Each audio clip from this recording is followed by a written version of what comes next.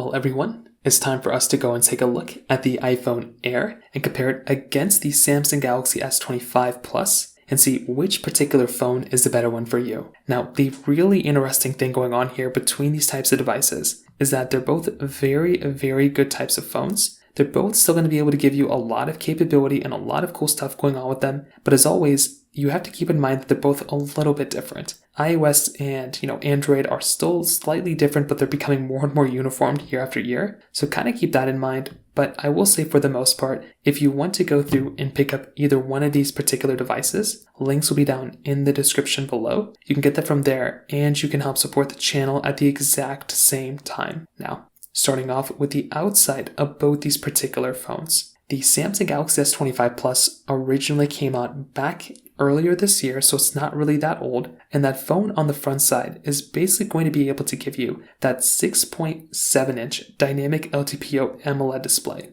So it's a very good type of panel. Without a doubt, it really is one of the best types of phone panels you can basically buy. It's 120 Hertz, very high refresh rate, very good panel through and through. Like it really is a very solid panel. And that is without a doubt one of my favorite things going on here. It also gives you 2600 nits of peak brightness. It's 1440p. There is a lot of really cool things to keep in mind with this type of panel, and it is a really good phone at the end of the day. So that is one of my most favorite things going on for that type of phone. And I'm going to say if you're in the market and you're still looking for a device, this is still a really good option without a doubt. So from that particular perspective, that kind of covers it up there. When it comes down to the iPhone Air, this one is going to be giving you a slightly smaller 6.5-inch LTPO Super Retina XDR OLED display. So this one is going to be a little bit smaller. It's not really going to be like the craziest thing in the world, but it is going to be a slightly smaller type of panel. So that is always going to be another one of those small things to keep in mind there, because for a lot of people, they might want to go through and pick up a device that is going to be giving them like a slightly better experience. And from that side, something like the iPhone Air, it's going to be giving you 3000 nits of peak brightness. A little bit slightly of a lower refresh rate on that panel, but you are going to be getting potentially like a better type of display here and there because of its brighter type of display. So that is always going to be a very interesting thing to kind of keep in mind there with that type of panel.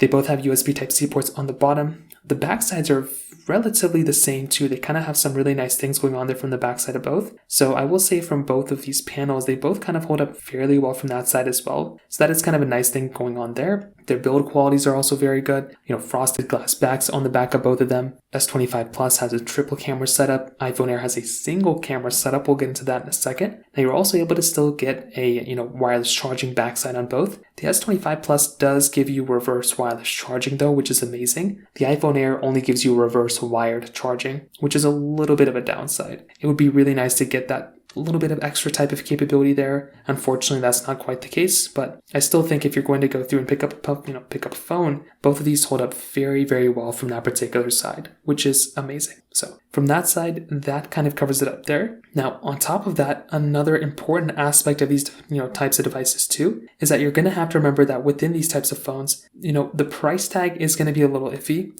The S25 Plus right now is going to be a little bit cheaper for the most part than something like a Galaxy, or than something like an iPhone Air. Because the iPhone Air is $1,000 brand new, that one is going to be giving you a little bit of a, more expensive type of layout. And considering the Galaxy S25 Plus has already been out for like a couple of months now, that one has had a longer period of time to depreciate more so than something like a, iPhone Air. So we'll kind of see what ends up happening. But as of this point, that's kind of where we're at within those types of devices. So I still would say those types of devices are still going to hold up very, very well when it comes down to it. Now, on top of that, when you're taking a look at these cameras, this is also another big takeaway. The Samsung Galaxy S25 Plus is giving you a 50 megapixel wide, 10 megapixel telephoto, and then a 12 megapixel ultra wide camera, where the iPhone Air is giving you a single 48 megapixel camera on the backside. Now, that is a pretty big disadvantage for something like an iPhone Air. They both can do 4K 60 on the front and the back, but the Galaxy S25 Plus can do 8K at 30 on the backside. That is a really big advantage for something like a Samsung Galaxy S25 Plus. And if I'm in the market and I'm about to go through and pick up a phone, I would much rather buy a phone like a Samsung Galaxy S25 Plus that's going to be giving me like that much better of a camera. And I feel like, like I stated before, if I'm in the market, it makes more sense for me to go through and buy something like a Samsung Galaxy S25 Plus. I feel like with something like, the iPhone Air, this camera is good. I like the center stage capability. I like dual capture, but it's not like this big, massive improvement from the Galaxy S25 Plus. And in a lot of ways, it's kind of a downside, right? It's kind of like not as good of a device from that perspective. So that is going to be another one of these key takeaways. And that's kind of one of those things that ends up happening here when you end up going through and buying these types of phones. You end up kind of getting these like lackluster, like a single camera setup for $1,000 phone seems very, very weird. It's hard for me to justify that price tag if I'm being honest. So from that side, that kind of covers it up there. Now, on top of that, another important thing to keep in mind here as well is the fact that within these types of phones, the Galaxy S25 Plus and the iPhone Air are two types of phones that are going to be supported with software for many, many years now. So these types of phones are just getting started with software support. So we have several more years to go, and that's something that I love seeing. So if you're going to go through and pick up some sort of a phone here, you're definitely going to be getting a long-lasting device, and that is something that I really like having between these types of phones. So in my personal opinion, I do appreciate and really enjoy buying these types of phones here. And that is without a doubt, again, going to be another big advantage for these types of phones. The battery life also is going to be a little tricky because I'm not really too sure which one is going to be giving you the exceptionally better battery life in every single way. I would imagine that both these phones are still going to be able to give you really good battery life, but it is going to be one of those things we're going to have to see kind of as these phones kind of age and kind of progress. Now, on top of that, I think another really big aspect here too is basically their performance. So these two phones are giving you slightly different types of capability between them. The S25 Plus is giving you the Snapdragon 8 Elite chipset inside with 12 gigabytes of RAM, where the iPhone Air is giving you the Apple A19 Pro chipset inside with 12 gigabytes of RAM as well. So this is going to be one of those key takeaways here too, because if you're trying to get the phone that is going to be giving you better performance, once again, something like the iPhone Air is probably going to end up being the one that's going to be giving you very good performance, but you'd be surprised. The Samsung Galaxy S25 Plus's performance is very, very good. That's a very good performing phone. And like I stated, if I'm in the market and I'm about to go through and pick up a phone, the Galaxy S25 Plus's performance really is kind of unmatched. That's a very good performing phone. That's a device that's going to be giving you a bunch of capability without a doubt. And if I'm in the market and I'm about to go through and pick up a phone, that's probably the one that would make a lot of sense for me to recommend.